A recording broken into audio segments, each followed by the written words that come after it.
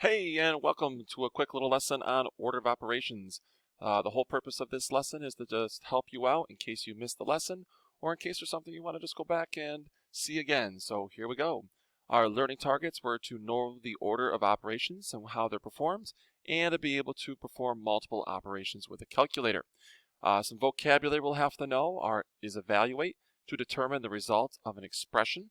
An expression, then, is a mathematical phrase that contains operations, numbers, and/or variables. No equal sign for it to be an expression. And operations, they're actions like addition, subtraction, multiplication, and division. Not limited to those four, but those are more or less our major operations. Looking at some notes, looking at some example problems, make sure we know how to follow the order of operations, commonly referred to as Pemdas. And so we're going to simplify the following expressions using our order of operations, like Pemdas, is in parentheses, exponents, multiply, divide, add, subtract. Very important that these last ones are done from left to right, where multiplying and dividing are kind of interchangeable. Same with adding and subtracting. So just keeping it simple, let's looking at the first one here. 3 plus 2 times 7. Very tempting to add 3 plus 2, but we don't want to do that. Instead, we want to multiply first. So we want to do this as 3 plus 2 times 7. How about 14? Then we can add, and we get 17. Much different answer if you do the addition first. Let's take a look at the letter B example. Here we have 8 minus 1/2 in parentheses 6 plus 4. So not always like you read a book. You don't start on the left and then just work to the right. We got to look for the parentheses first, and that would be right here. So this would be 8 minus 1/2. And then 6 plus 4 would be 10. So I did that first. Now, would it be subtraction or would it be multiplication? Yeah, it's multiplication. So we're still over here on the right. So this would be 8 minus half of 10. 1/2 times 10, same kind of difference, is going to be 5. 8 minus 5 ends up at 3. Moving right on to the next one. Here we have, oh boy, we've got exponents, we've got multiplication, we've got addition, and we've even got this fraction here. So all we want to do is think about doing the top section and the bottom section separately before we think about dividing. Okay, so I'm only going to think about the top. So the top has exponents, which is going to be my first thing. -4 squared, that's a -4 times -4. -4 times -4. You have two of those. A negative times a negative is a positive, and so that's going to give us 16. And then we're going to keep the 3 times 3.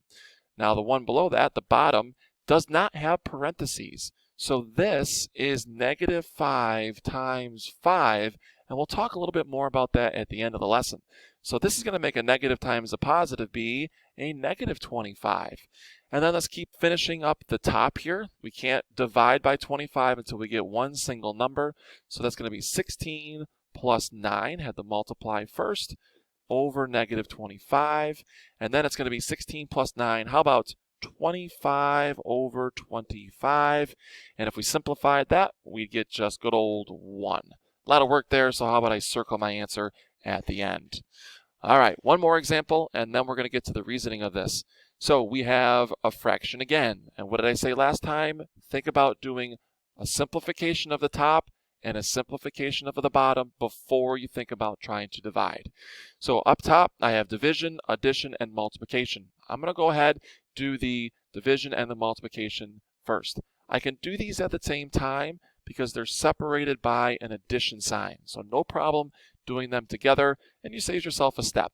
All right, 2 to the 3rd power. This is a little different here. This is 2 times 2 times 2. So hopefully your exponent rules from last year are sharp. So that's 2 times 2 for 4, 4 times 2 for 8. Again, I got to clean up the top here. -8 plus 10, some integer practice here. A positive and a negative get subtracted even though you're looking at addition. Don't be fooled.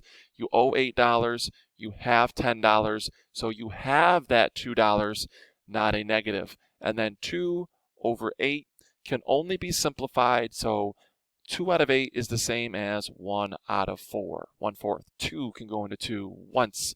2 can go into 8 4 times. Let me know if you need help simplifying fractions.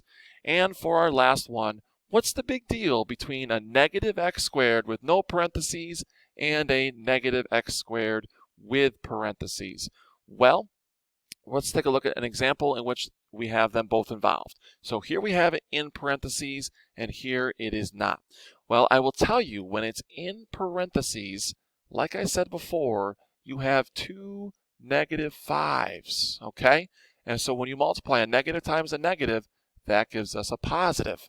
But when it's not in parentheses, it's kind of like thinking of it as -1 times 5, where the square, the 2, is only above the 5 and not above the negative. And I can get into more detail in this if you'd like, but let's just go with the fact that that's -25. So when I go to solve these, I'm going to switch colors.